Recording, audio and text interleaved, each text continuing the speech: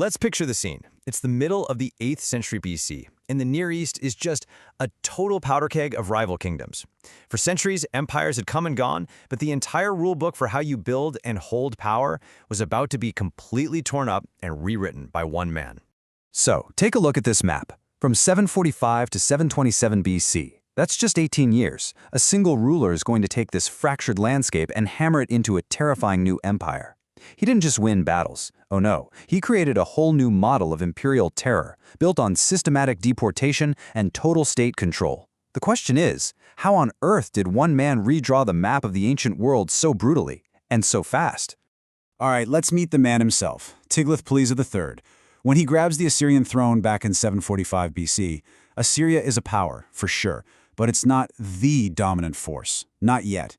He set out to change that immediately, unleashing campaigns not just out west, but south into Babylonia and east towards the Medes. His goal? To redefine what an empire could even be. Okay, first things first, a quick but super important clarification. As you read about this guy, you're going to see two different names pop up. Babylonian and biblical records, they often call him Pul, but his official Assyrian throne name was Tiglath-Pileser. Just remember, they are the exact same person. Knowing that is the key to connecting the dots between all the different historical accounts of his reign. So what was his secret sauce? I mean, how did he pull all this off? Well, his success wasn't just about what he did on the battlefield. It was a complete overhaul of the state itself.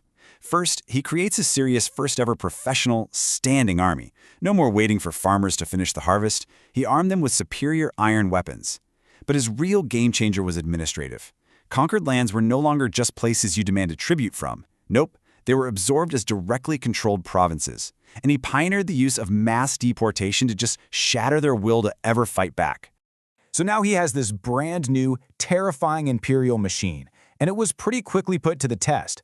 Way out west, the Kingdom of Israel and its king, a guy named Menahem, were some of the first to face this new, brutal choice, pay an insane amount of tribute or get wiped off the map. The biblical account in 2 Kings, well, it doesn't mince words. It says Tiglath-Pileser, and notice they use his Babylonian name Pul. He shows up with his new army. And King Menahem, he chooses submission. He decides he's going to pay for peace. But the price? Oh, the price was absolutely staggering. 1,000 talents of silver. To put that in perspective, we're talking about roughly 34,000 kilograms of pure silver. This wasn't some symbolic gesture. This was a deliberate economic gutting of an entire kingdom, a massive transfer of wealth to fund the very same Assyrian war machine that now held a knife to its throat. And that massive payment? It officially turned Israel into what's known as a vassal state. This wasn't a one-time bribe to make the Assyrians just go away. It was an agreement of permanent submission. So yeah, Israel got to keep its king for now, but from that day forward, it owed regular tribute to Assyria and had to do whatever its new overlords said. This was, without a doubt, the beginning of the end for the northern kingdom's independence. But submission, it doesn't tend to sit well with people for very long. After Menahem, a new king named Pekah comes to the throne in Israel, and he chose a very different path: defiance. He actually joined forces with King Rezin of Damascus to form an anti-Assyrian coalition. They gambled that together they could break free from Tiglath-Pileser's grip. It turned out to be a fatal miscalculation.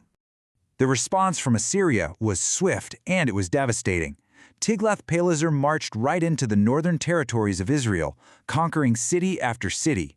But he didn't just occupy them. He unleashed his signature policy on a massive scale.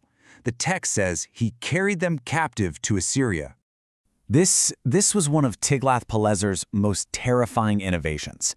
Look, deportations had happened before, but the sheer scale, the systematic, cold-blooded efficiency of it all, that was new. This wasn't just random cruelty. It was a calculated tool of empire.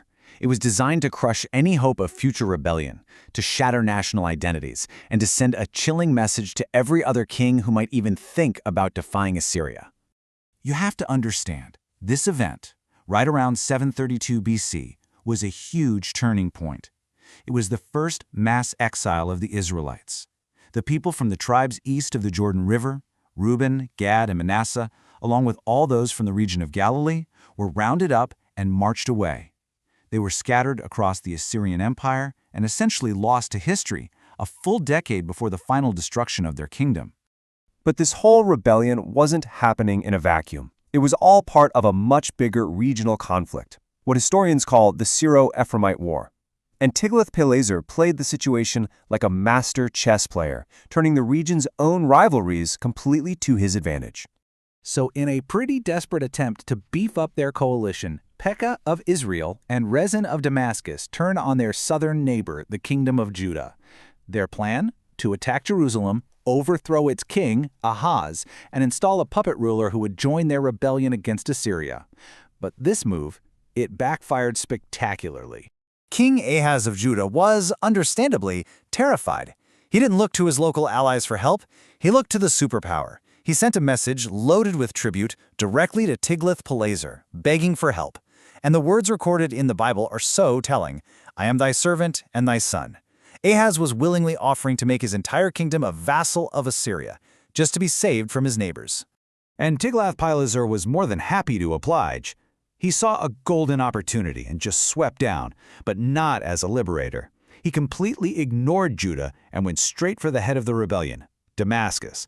And in one single devastating campaign, the entire political board was reset. The ancient kingdom of Aram-Damascus, gone. Israel, broken, with its king assassinated soon after. And Judah, well, Judah had traded its independence for survival and was now locked into servitude to Assyria. So let's just step back and look at what happened. In less than 2 decades, the entire political map of the Near East had been redrawn. The legacy of Tiglath-Pileser III was one of pure, brutal efficiency. He created a new and frankly more terrifying model of empire that would dominate the region for the next century. I mean, when you look at the timeline, the speed is just breathtaking.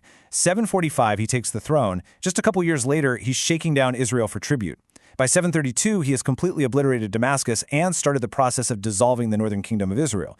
So when he dies in 727, he leaves behind an empire that is fundamentally more powerful and way more ruthless than the one he inherited. And that's his ultimate legacy. He didn't just win wars, he created the system. The professional army, the provincial administration, the policy of mass deportation. This was the blueprint. His successors, Shalmaneser V and Sargon II, they just had to follow his playbook to finish the job, which they did, in 722 BC, conquering what was left of Israel and deporting its remaining people. And this leaves us with a final, really big question. This new model of empire, the one built on overwhelming force and pure terror, was brutally effective, no question about it. But by creating a system so dependent on constant expansion and violent suppression, did Tiglath-Pileser actually secure Assyria's long-term dominance? Or did he just sow the seeds of a violent cycle that would inevitably lead to his own empire's spectacular collapse? That's the brutal legacy of the king who redrew the world.